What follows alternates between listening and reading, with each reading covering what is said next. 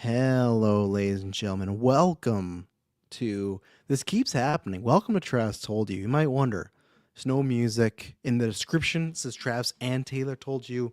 That is true. Taylor will join me in, let's say, 10 to 15 minutes, maybe 20. Depends what happens. I am your host, Travis. Now, today, in the afternoon, we did record a Travis Told You, myself and Taylor. We talked about the Star Wars news, some of the projects, the Fallout. If Ray and Kylo will be in it. Talked about The Mummy 3 and The Rock. We talked about 28 days later, the third one, or 28 years later, the third one. It was going to get canceled. All that good jazz. So we just recorded, and the patrons will get this. We just recorded our town hall for Geekverse, talking about the year and the future and all that stuff. Very great episode. I love those guys. We're just nice and in sync. It feels like we all have different takes and whatnot. But anyway, so I was up later. And I'm going to bed, getting ready, and I see this news on my feed, and I have to talk about it because I love the Batman, and I did this last time where, let me just share this here. I did this last time, but last time was because of Sebastian Stan being cast as Harvey Dent. This is on the other side of the Batman sphere. This is for Brave and the Bold, so it's very interesting. Let me just get this out here. Live late night talking some Batman. Oh boy, cuz sorry about that. I was meant to have the tweet ready. I had it deleted, gone. Yeah, this is like old school trash. Totally for anyone that's watching live. Used to be doing them late and everything like that. But so what I'm doing, if you're listening to this, I'm recording this portion, adding it to the other episode. Patrons, you'll just get a small episode of my thoughts here. But I thought I'm not doing trash. Told you till Thursday. And I thought about waiting, but the thing is, if I'm doing the Oscars, I that could take up the whole episode, right? And any other news. So we're talking about this right now. I'll be alive. I'll be alive. I'll be alive for a little bit. S Bubs, the flassification of Brave and the Bold. And yeah, I thought, which we'll talk about. I thought I'll go later. I thought about recording this, whatever. Sometimes there's some fun weirdos like myself up late, so we'll see. Just gonna do about 15, 20. There will be an episode. So I'm adding this on here. So this has come out from Jeff Snyder. Obviously, Jeff Snyder, very controversial figure overall, with even gun and the DC stuff, right? But has gotten stuff before, right? I'm not somebody that I know a lot of people, especially I do vodka stream with, personally don't like him. I feel indifferent about Jeff Snyder. As I said before, I'm blocked by him on Twitter because one time I accused the Patriots of tweeting, and that was it. I used to follow him because of the Schmodown. Loved the Schmodown back in the day. Love Harloff, that whole gang. And I still watch John Roca's show. I watched the Hot Mic, and Snyder's on there. I think they have good chemistry. Schneider, whatever you want to say about him, I don't watch for him. I like Roca. Roca's a great guy. He hosted one of our trivia battles. All the instances I had with Roca, really good. Snyder, all that was that, and I thought, okay, kind of a little weak. Like you blocked me for the Patriots, cheating. That's okay. That's fine. So he put that out there, and then also another scooper that broke this Maxima story, which I don't know much about Maxima, so that's why I haven't put on any of the news or anything like that. But his name is Apocalypse Horseman, but I put him like the C+ tier, right? So Snyder had put out, and he puts his newsletters out a little bit later because I'm Pacific and I see the news travels. So I remember on Hot Mic last week he teased some Batman news where we didn't know of what. And I guess in this report, and the other scooper had brought up, so technically I'd still say I have Snyder in the B category. Like I said, I can put personal sides of feeling into the guy's kind of questionable. I can admit that, and I've said that before when I'm on vodka stream. Sometimes people get way too worked up as far as scoopers. Like, I don't care what they're doing personally, as long as they're not breaking any laws. Cool. So he had put out that Brave and Bold is being written by Christina Hodson. Buster Barnes says Apocalypse Horseman is like an A- scooper in my opinion. I would not go that far. To me, the scoopers, if you're A tier, S tier, you have to be right almost all the time, and you're breaking like the biggest news. The Maxima news is big, and he's gotten some big stuff, or I don't know what they are, he, she, they've gotten some bigger stuff before, but the S tier and the A tiers are the ones that get, to me, the A tier is like the Wrap and Collider, or S tier is like Hollywood Reporter, Deadline, Variety, right? B tier is like, if you want to argue he's in there, I'd have to see his all list of scoops, but I feel like there is some stuff he's gone wrong before, but maybe he's B. I'm not as affiliated with him as much, but I'd say like Snyder, Daniel RPK, those people are in the B, right? Where they get lots of stuff wrong, but they do get lots of big stuff right, right? So, but that's fair. If you have them in there, okay. Triple Troll says I'm an F. Don't say that about yourself. It's okay. I'm not. I'm like a D tier scorer. I've gotten a few things right in my day from a few sources, but so he had put out there that Christina Hodson is writing Batman Brave and the Bold. So she is the person that wrote Birds of Prey, Bumblebee, The Flash. Obviously, that's the biggest one people hold against her. And I feel like, is there not another DC project? If anyone else tells me, because I don't want to pull it right now and break my stream of consciousness, is there another DC project she wrote that came out? I can't remember if it was Aquaman or whatever, maybe. I can't remember. But I thought she did it, or at least a rewrite. I don't know. So obviously, Christina Hodson, I feel like was just a writer, an up and coming writer, and I feel like in the DC fandom, specifically a lot in the Snyder fandom, because she wrote things like Birds of Prey or like The Flash, wasn't really their cup of tea. I'm on the complete opposite side. Speaking of vodka stream, I love every time going on there when I talk about my favorite DCU film, I say it's Birds of Prey. Really, it's a tie between Birds of Prey and Zack Snyder's Justice League. They both have a few things that keep them from being a 10, but I love Birds of Prey. Yeah, there's definitely some stuff that's chopped up, but I had such a good time with it. I can rewatch it all the time. I think there's great performances in there, some very fun, different, unique take on the characters, some that people don't like, right? But I think for me, I enjoyed most of the stuff that has happened. All right, Mike says she tinkered Batgirl, but we don't know what that could have happened. So,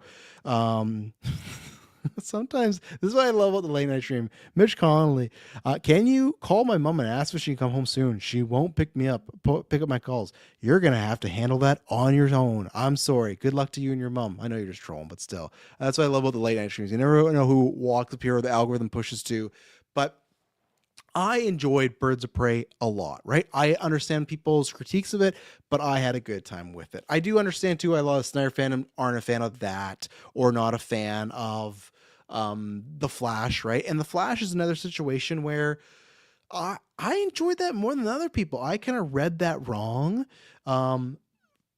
In a sense that I thought a lot more people were going to enjoy The Flash, and I'm not even gonna say didn't, just really didn't. I remember the weekend of my letterbox seeing people that follow the show or listen to the show in just like fail grades or mediocre grades and stuff like that, right? So I was surprised by that. The critique of the CGI and the effects, all that stuff, that I understood, but some of the story stuff and the beats, and I thought Ezra did a great job, I enjoyed, so I had a good time with it. Buster Barham says, I think the behind the scenes situation is a lot different now than when The Flash was being made. I'm still optimistic. So again, I'm somebody that I like Birds of Prey. I like Flash. So in that situation, if it's even better than that, great. I liked Bumblebee as well too. I'm not a Transformer guy. I enjoyed that. So, yeah, I got a lot of weird ones tonight. Snakebit says, what do you look for in your men on Grindr? Man, I never got to do any of the dating apps. I met my lovely wife 13, 14 years ago, coming on our, God, I think it's we're in our 13 now. I never did a single dating act, and I'm not gay. If I did though, black hair, could be taller, Adam Driver type, like the Shadow Daddies, absolutely, and that sort of thing. Her best script was Bumblebee, absolutely. Triple Trouble saying I love Bumblebee, yeah, absolutely. Well, I guess for me, I like Birds of Prey more than Bumblebee, but I agree that probably overall that's a stronger movie of that. So what's interesting about it is he always keeps saying the writer, right? And for some reason, he wouldn't reveal it. Some people, including myself, I kind of had a tinfoil hat of, what if it's him? He wrote Superman. Maybe he's not going to direct Batman, but he wants his touch on there.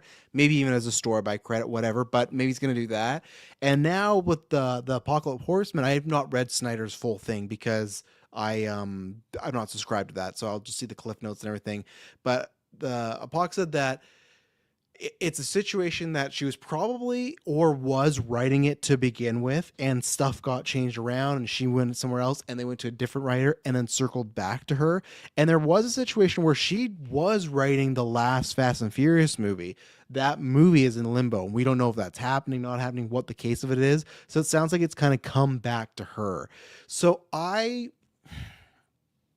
Don't get me wrong, maybe he's just saving her. I do feel like there's a bit of him protecting her as far as he's worried about the reception. I think Gunn, as a guy that's online a lot, sees the reception to certain things. Like I remember when he did that whole thing where people, oh god, oh, it was to signify like the Palestine Israel war, and people were saying, oh, this story is about that, and he said, oh, not at all. And a lot of people are like, man, you're ruining the movie, you're hurting your movie, and he's like, oh, well, it could be about that. I'm not saying it can't be, but I didn't write it as that. That could be true. I just thought that, yeah, maybe let that stone lay where it is. You know, you don't have to say anything. And I think he is a little bit better at that now. So in this situation where, let me say what Mike said here before I continue. My biggest complaint or my biggest concern is that in Birds of Prey, she fundamentally misunderstood the character of Cassandra Cain, who is a big Bat Family character. That's that's fair, right? I can't say you're wrong. I still liked like to me, it's I guess it's tough, right? Because if you're a big Cassandra Cain fan, which I'm not, I could understand that. I still like that character, and I still like. And here's an example: even Black Mask, right? Black Mask is a character that I is one of my favorite low key Batman characters.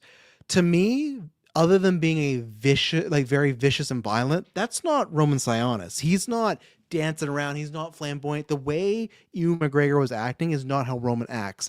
So there was a thing where I love the character. That performance doesn't match up to me with the comic books, but I just find it the new adaptation of, okay, we want to play Black Mass this way. Sure, let's see what it is, right? Where something like Jared Leto's Joker too far, and I couldn't enjoy it, right? So Mike, I get that because I remember a lot of people bringing that up back in the day, and I didn't have the same complaints, but I understand, right? Especially if it's like a that was a DC universe, like a DC universe character, right? It wasn't like a Elseworlds or What If, so I get that. So I think what the issue is here when everyone brings this up all the time, right? Because now it's like you Muschietti, as of right now, directing Batman, we haven't heard anything else, and I feel like a lot of people are back on the train because they liked it. Welcome to Dare. It's like, oh yeah, great, let's get them to do that. Okay, whatever you feel. So people are back on the train there, but now it's like, even if they were iffy about that, but willing to give him a chance, you got Christina Hodson, and I'm talking from the side of people that don't like this choice. I'm perfectly fine with it. Again, as I've said before, as long as the Batman Part 2 really happens, I don't really care what they do with this movie. I do care in a sense as far as I love Batman. I'll always be there. I'll be there day one to see. But if I have two Batmans and I have one I really love, then you can kind of do whatever you want with your DC Batman. Especially if I get Batman 3, you can do whatever you want for a while. Like, that's fine. I still want to enjoy it, of course. If I don't, I'll list all the reasons why, but I still want to root for it, right? If I can have two Batmans, great. So my thing is, and Hunter, you know, you're coming later. You said, "What are your thoughts on Maxima being Man of Tomorrow?" I don't really have much. I don't know much about Maxima, so that didn't really move the needle for me. And what is your thoughts on Wonder Woman and Batman not showing up in Man Tomorrow? We don't know that because Gunn didn't say that, and Gunn's also not told the truth before. He said Ultraman wasn't in Superman, and he was, right? So I can't really. I take everything that Gunn says with a grain of salt. At first I didn't, but he's a few times said some things that he's gone back on. So to me, I'll ask me about that when we see the movie, you know? So with Hodson and coming from that side of not liking it, if you get Muschietti and her back together and they wrote The Flash, which Gunn, it could have just been promotion, right? But he still did say, I think The Flash is one of the greatest comic book movies of all time, right? Something like that, I'm paraphrasing, but they did. Oh, Tom Cruise says that. People love it. Yet, I think with the box office and a lot of the reception, that blew up in the face a little bit because I think they thought they had a winner. Same thing. I honestly did. I liked the movie and I thought it would be a hit with a lot of other people, and it was not. So I'm with them that even if I thought it was going to be bad, I didn't think it was going to be like the 200 million and the reviews. Like, I did not think I was going to see lots of fails on my letterbox, and I did, like I talked about, right? So if they thought they had a winner, I'm not saying like oh, 10 out of 10, like this is awesome. No, I had issues with The Flash as well, but if they thought they had a winner and didn't, and now they're doing this, it's gonna be, I said this earlier, like a lot of like 2027 is going to be very interesting because you have Netflix getting full control. You've Gunn's contract coming up. I talked about this in the episode coming up just like a little bit with me and Taylor.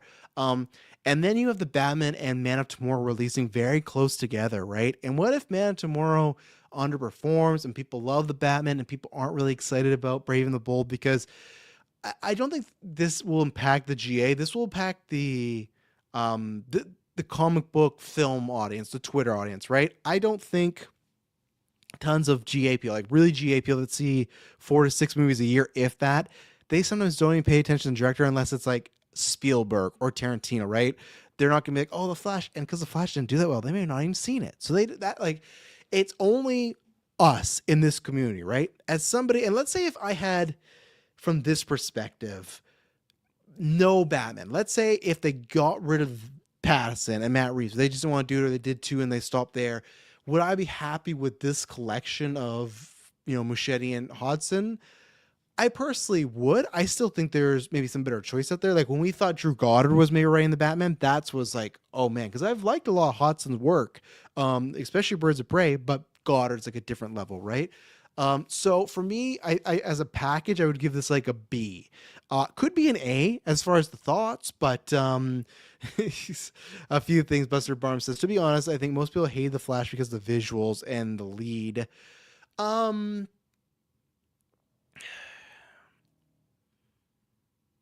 uh, I think I'll say a lot of people hate it because the lead and the visuals. The visuals I heard a lot of, but I've also, Buster Barnes, since then, even that time, heard a lot of people that just did not like the story and the things that happened.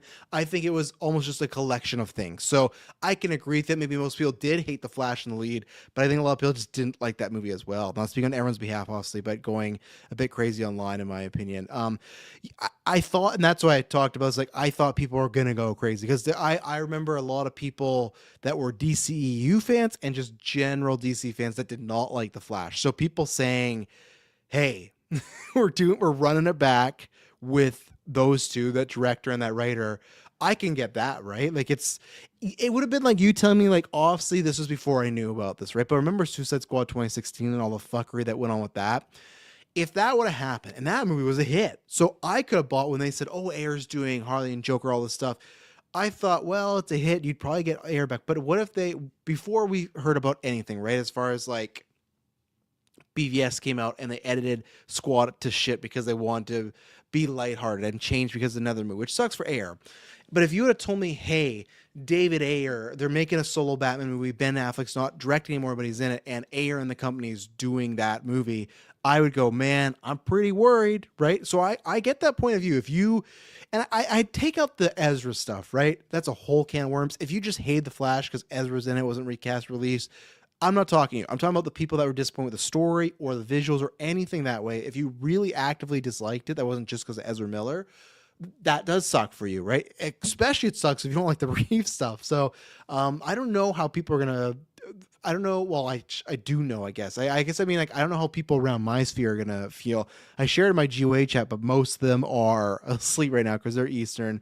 Mike, I saw you in the chat saying you're iffy about it. And I feel like that's where it is, where people are.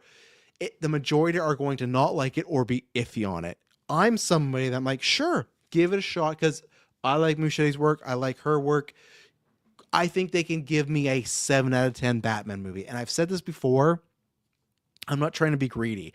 I have so many Batman movies. It is so rare. Obviously, I like Batman. He's my favorite character along with Joker. And that's like a very popular character to have, right? So it's easy. But the fact that I have the Dark Knight and the Batman, and you could even argue Batman Begins, and not even the animated stuff, Phantasm, Return Joker, but for live action, I got Dark Knight and the Batman that constantly go back and forth as what's my favorite Batman film, right?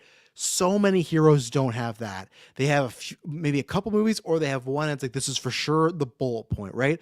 Like with Spider-Man, I feel like everyone, not me, but everyone's like, it's Spider-Man 2. With Batman, I have like 4 options. I could say this is the best Batman movie. That's rare. That, like, to me. So that's where it's like, if this movie is a 7 out of 10, I'll be fine. And I also said before, which I did appreciate, and the chat, I'm still going to get, this is not like a regular trash told you. I got no time limit. Everyone's asleep. So I'll get to all your questions before we end this and wrap this up. So don't worry. It's not like, what is it? Fuck. I was taking care of all you and I forgot what I was going to say. Oh, I was talking about if I didn't like it. Oh no, I thought I had a good thought there. Oh, I corrupt. Oh, that's what I was gonna say. Gunn, yesterday or 2 days ago, he said that he wasn't gonna talk about the script wasn't done, and because that was that report, right? It's coming out 2020, so the script isn't finalized. And what I did like, he said, I'm not gonna talk about much about Batman Brave and the Bold while Batman 2 is in production because I don't want to confuse the Bat sphere. That's right. I still think that even if it is 2020, I think you could wait. There's so many DC characters you could bring up and build up. Batman's gonna be popular at any time. I still think you could do a Justice League movie without him. I'm not saying it would be massive, but you could do that the same way as I think we all think with the MCU. They'll kind of wait on Wolverine. Like, I don't think you have to get to Batman right now. I know people are asking, but there's so much Batman content out there. You don't have to. And then let's say you get to Justice League 2 and it's even a bigger thing, right? I understand that he's a foundational member, so you want him there, but still, like, I think you could wait. So for me, the longer the better on information. All this stuff is better for the populace. So Buster Barnes says, well, I think you guys got a few of these. Buster Barnes says also Gunn will have to approve the script and is probably very very hands on with it compared to other projects. I agree. That doesn't necessarily. I'm in a tough spot, Buster Barnes. I don't want to be like an MCU fanboy. I loved his Marvel stuff. His DC stuff has not hit for me. I think it actually has hurt a little bit of him completely being off the leash. I think Superman's his weakest comic book movie. So for me, that's not great. And I also just don't think, I appreciate that Gunn said, like, I don't want a jokey, over the top Batman. I'm going to make a serious Batman, or I want to be serious. But I still, when I look at Gunn's work, I don't look at him and go, oh, that's a great fit for a Batman, right? So that's where I'm on that side, where that doesn't get, like, of course he's going to do that. And I agree that he'll probably be hands-on and comb it out, but I'm not like, oh, well, Guns on it, so we're okay. It's like, that's not a full-on conclusion for me. Superman Mike says, also, what happened to DC writers room? Gunn said he had when all this started. Feels like we're getting a lot of the same people. I have seen that complaint, and I do agree, and I'll dovetail it here. He said, I'm really hoping Anna Nagara's Supergirl script is great because she's doing Titans. Also, it's fresh blood with her, which is exciting. It's that, and she's doing something else, though, right? Can you confirm, did she like write Lanterns? No, I guess that was probably Lindelof or Mundy too. Like, I thought there was a third thing she was already doing that was like, it was Supergirl, Titans, and something else. I agree with that sentiment where, like, the writer's room, I guess I'm less hard on that because I could just see, hey, we want to get and start this universe. Let's get a team of great people together and keep going, right? But even Tom King is like based on Supergirl and even some of his Lantern stuff. And then he's writing Mr. Miracle. It feels like we have Christina Hodson and Nagara and Tom King, and the others are maybe around giving some bullet points. But I've heard that critique, and I agree with it, especially when Gunn said, hey, what we want to do here, and granted, there's other scripts, right? He's in there, but still, Gunn wrote Superman, Man tomorrow, he writes something else. But there's some like Clayface that's written by Mike Flanagan. So that's a one-off. But when he said, hey, the DCU is going to be different than the MCU because it's going to be in the same universe, but it's not going to be the same vibe. Not every film is going to be samey. We want everything to kind of stand on its own. You don't have to watch it. If you're kind of just cycling through the same three writers all the time, it's going to have that. Even if you don't want to, even if you get a different director and cinematographer and even editor and color grader, it could end up feeling like writing and just story-wise and character arcs and development, it could start to feel samey, right? I'm not saying a person like Ed Nagaro can't go and write multiple characters and be different, but there's that risk of that happening, right? It's like Gunn. Anytime he writes a script, you know when it's James Gunn script. It feels like James Gunn, right? So I hope it is good, but I also, I don't want just the three same writers all the time, right? Let's see. Bus Burns says some people thought he was saying we wouldn't get Brave and the Bold updates until after Batman 2 release. I don't think that's what he meant. I just think he meant after it's done filming. I guess, but I still wouldn't. Again, I'm on that side, which granted, I think no matter what, longer the better. So even if it's filming, that still makes sense. That's still a good thing. I don't want to say shit until it's done filming to confuse people. That makes sense. I'd still wait. I wouldn't mess with that up at all. Because even Emma, when I was talking about, I'm going to go and talk about this, she's like, oh, right, they're doing two Batmans. Like, why are they doing that? Like, I know people, and even the Discord, when we put up like, hey, will there be an issue if Brave and the Bold comes out a year after Batman 2? And the majority of people said no. I still think there's a chance people go, I saw a Batman movie last year. I'm good. The same way as the Batman came out, and the next year, The Flash, which had two Batmen in it advertised, one being a returning Michael Keaton, bombed. So I'm not as sure. Super Mike says, with Brave and Bold, I think it's the Bat family aspect that makes it more than Batman himself. People have been waiting a long time to get that in live action. I agree, and that's the differentiator. It's tough of like, I just wonder what that script is, right? Because Gunn said it went through a lot of changes. We heard rumors that, oh, they weren't doing Damien, it's to Robin. And then I think just last week, it's like, no, it is Damien.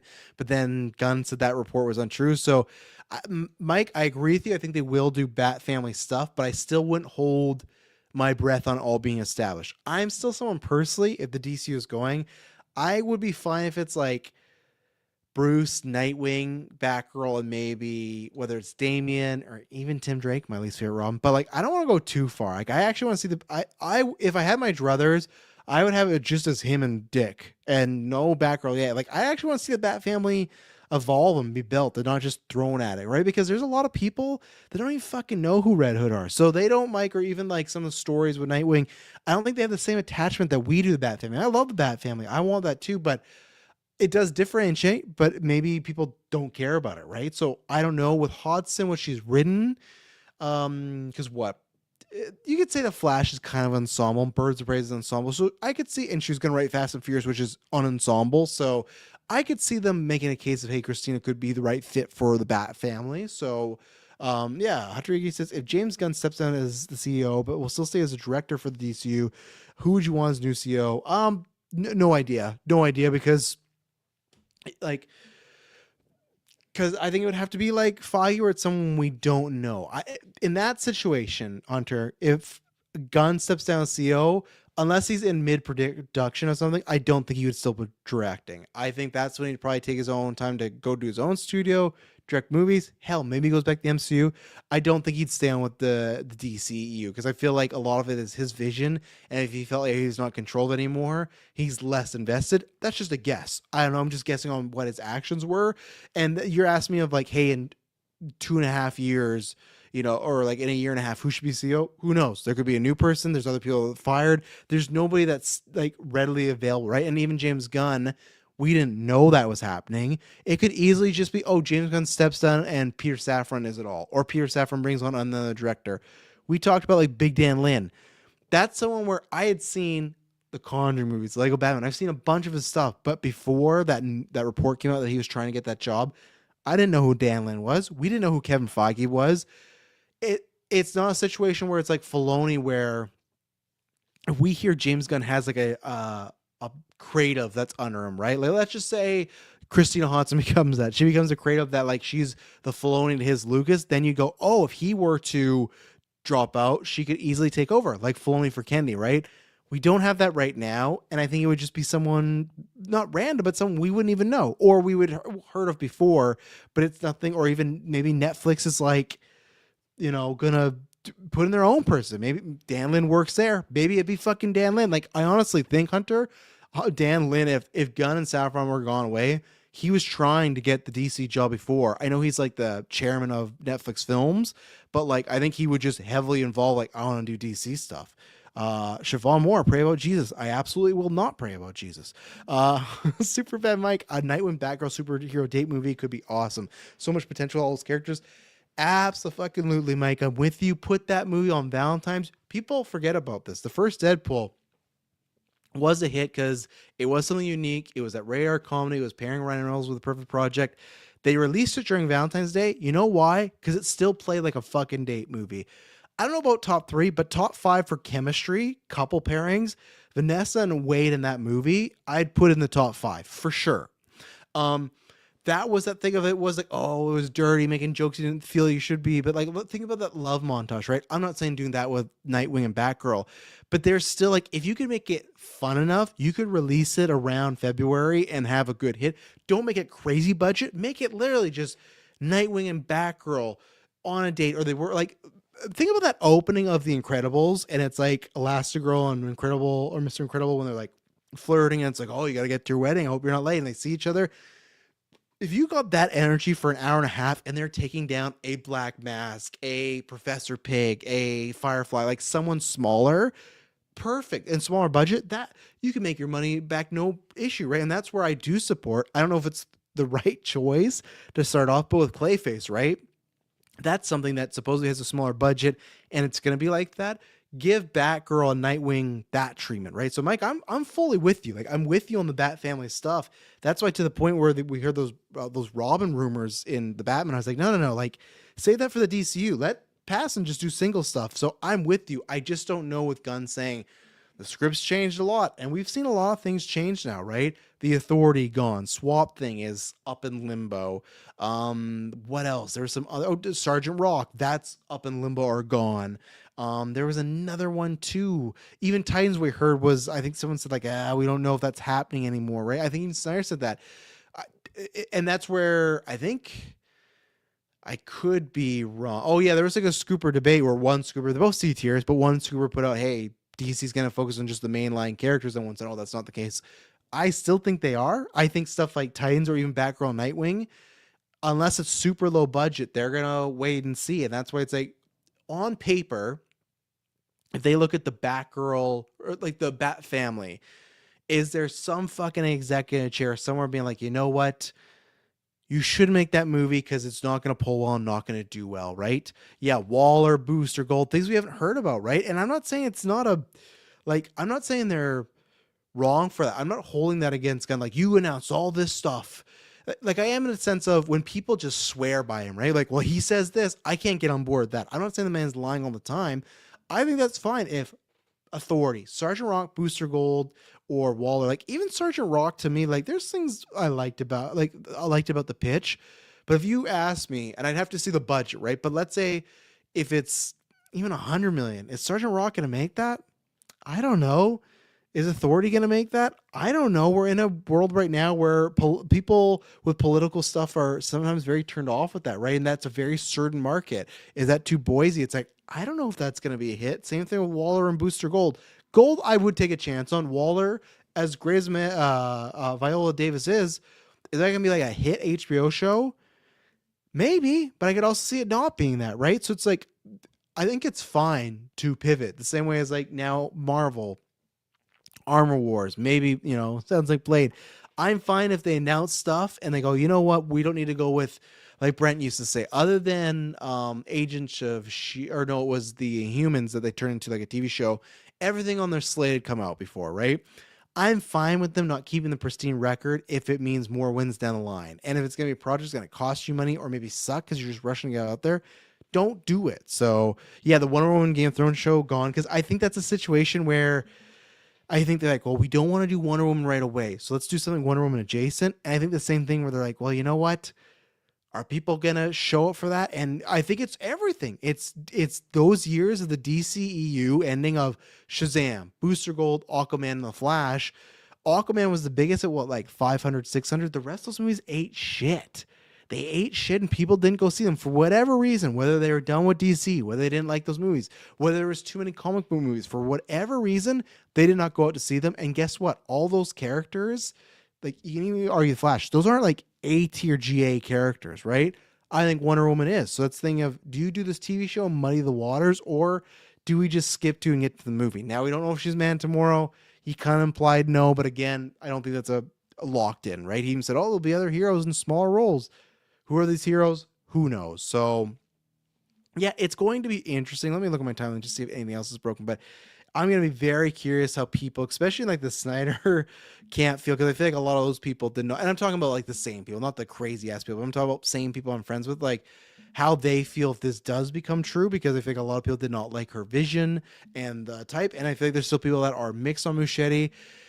It's just interesting where I feel that you have a lot of people that are getting very excited. This is what I talked about 2027 being a very interesting time, and Gunn, the whole thing being an interesting time, right? I feel like it's like the exact opposite, where either people are mild on it or getting less excited for Brave and Bold. And for the Batman, because it's now gearing up, obviously, because the love of the Batman 1, but still it's gearing up. People are getting more and more excited. And it's not like just because it's Batman 2, it's the choices, it's the acting, like the actors that they've picked, very interesting choices. For me, the next kind of shoe to drop, which it's not going to drop for a while, but the next shoe to drop, who do they get to play Batman? And that's where, for me, it's just like, it's so interesting of that to me is like I don't know how to describe it. It's just, I can't wait for that day on social media. I go on social media when it's like I'm on the bus or I'm waiting to do something if I'm a doctor's appointment, but I try to like take shifts out right before Travis told you like now or even now. I like went by, look at some people, be like, okay, what is going on right now, the timeline, right, for show and news, because there's always stuff out there. But that's the day when it gets announced. I'll be looking at people's reactions, and that to me is like if that is another meek or mild choice. And yeah, Mike, I see your question. If anyone has any other questions, throw them in because I got like probably it's like 5 more minutes. I think we're winding down here.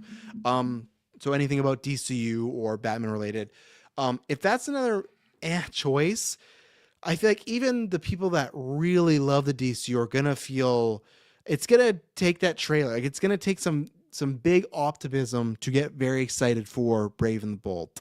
I'm fine because I got the Batman Part 2, and maybe other people are in my camp. And I'd love to see, because I think Clay, fanboy Clay, who hosts Stars Alliance, I think he liked The Flash, but I wonder how he feels on this because he's in that camp, right? And there are people out there, they're crazy, but he's someone that he did not like the Batman 2, and he doesn't really care about that, right? So let's see. I don't believe about Christina because the Twitter are from 2023 and we are in 2026.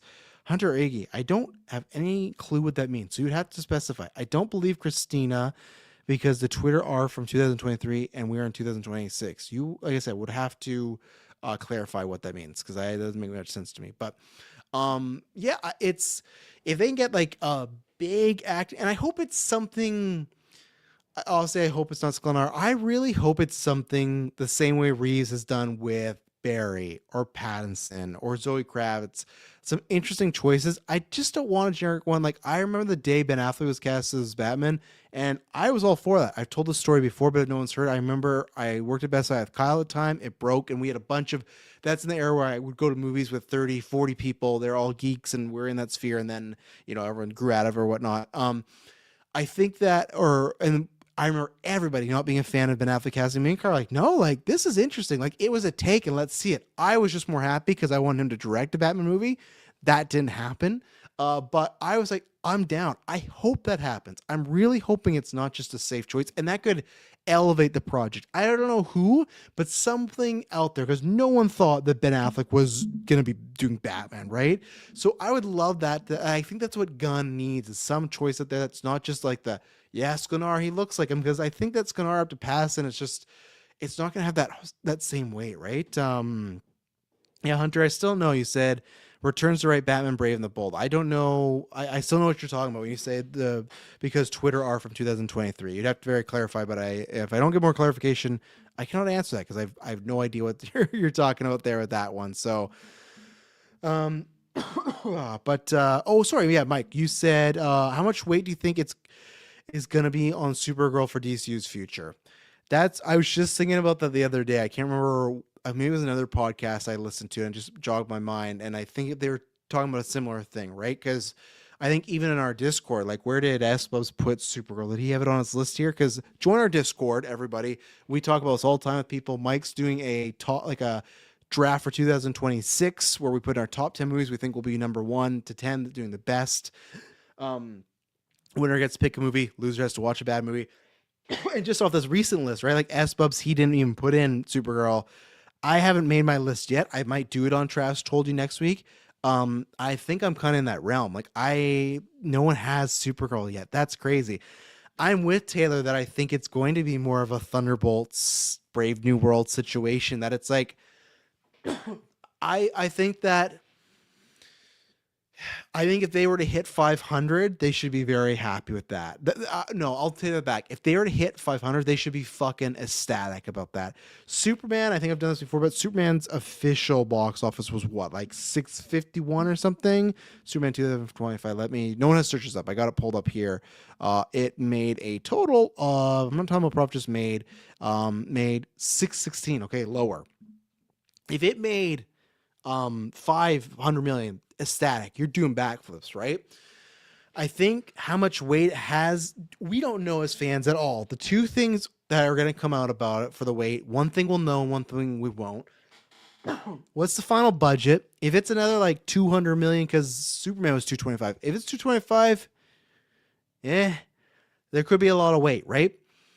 But if they pitched it as like, hey, It's going to be 2000. It's going to be 225 million.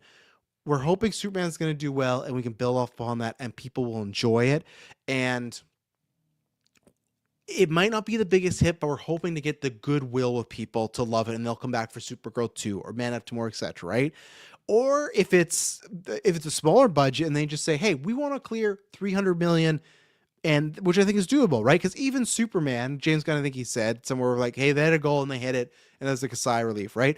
We don't know that. The budget we know, and look at like Ben Affleck talking about budgets where a 25 million has to make like $100 million to be successful nowadays. So it's like we still don't even know how much can get mixed up everywhere, right? So the budget is one thing we can go off, but it all depends on how they pitched it, right? If they said, hey, we're doing Superman and Supergirl and they're going to have similar results, that to me is dumb. There's no big star other than Momo, who's going to be in a small amount. There's no big stars in Supergirl, like as a main character, right? So I think it all depends on what did they pitch to Zazzle when they say into Netflix. If they said, hey, we're doing Supergirl, we're doing Clayface, we think they're going to be smaller budgeted movies, but we think, and they might not do amazing, but we think they're going to do like be very well received, and we're going to make people believe in this brand again. If they're kind of building blocks, that's fine, right? That's kind of like with Thunderbolts, where it does suck because I loved Thunderbolts. It sucks the box office, but your hope is that on the lead up, because like my sister asked me, she said, "Hey, what movies should I like? I got to catch up all these Marvel movies." I said, "Not really." And same thing to Emily. I think there's a few. That's the benefit, right? Is when you watch Thunderbolts and Lisa being a great movie, people are like, "Oh, I really like these characters." That's the hope, right? So it's like we aided on that, but we're getting the goodwill. Same thing as like I know it's a weird comparison, but like One Battle After Another.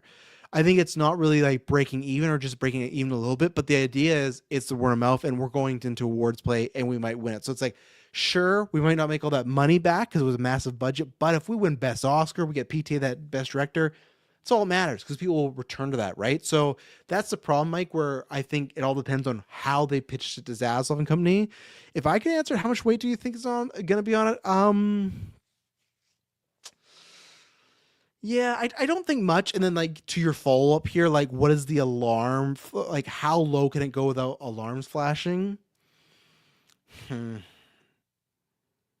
It sounds bad because I'm saying you have to be a static at 500, but it going under 300 is a concern. So that's a small window there, right? I think it's under. Yeah, I think it's. I think I'll give the benefit of the doubt and say not even 350. I'll say if it's under 300, that is there's some concern, right? But if the budget's low, you're fine. If the budget's low, you make a profit, and then Supergirl can be in other stuff, right? That's what it'll come down to. But I think if it's 300, that is a bit of a I think just alarm for Supergirl. And again, I don't know how popular it is. Okay, Hunter Iggy, you said, I mean, I don't believe that Christina Hodson as the writer for Batman Brave and Bold because the tweets are from 2023 and we're in 2026. I don't know what you're talking about because you said because the tweets are from 2023 and we're in 2026.